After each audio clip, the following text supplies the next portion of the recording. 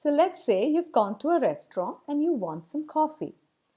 Do you say, I ask a coffee?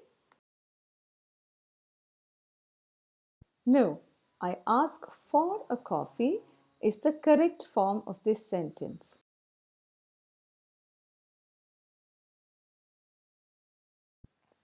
You cannot say, I ask a coffee because you can't talk to a coffee as coffee is not a person.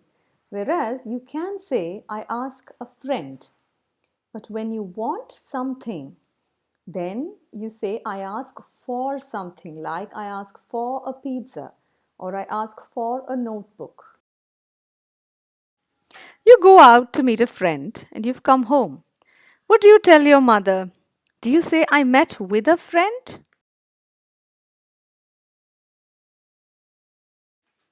No. I met a friend is the correct form of this sentence. So, when do you use the word met with? Met with is often used to indicate when a misfortune has befallen you. So, you could say, I met with an accident. You don't say, I met an accident then.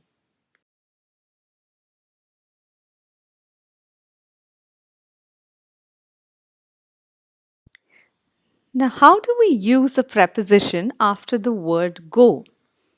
So, do you say, I go for riding?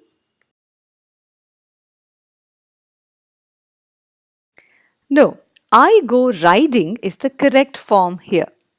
So, if you want to say I go followed by a verb, then the verb has to come in the ing form and there can be no preposition before it. So, you could say I go riding, I go walking, I go running, for instance. So, when do you use the word I go for? So, I go for has to be followed by a noun. So, I can say I go for a ride, I go for a walk, I go for a run.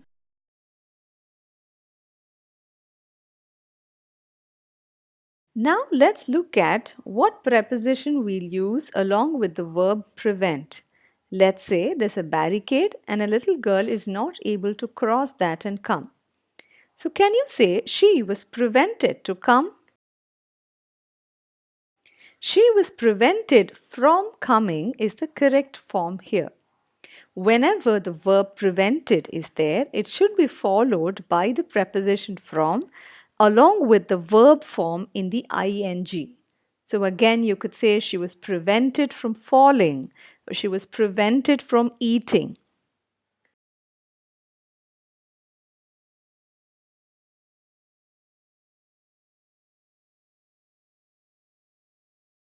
And before we end, let's see if you've really understood how to use some of these prepositions and verbs in conjunction with each other. Here are 5 sentences. Find out which of these is correct and which of these is incorrect.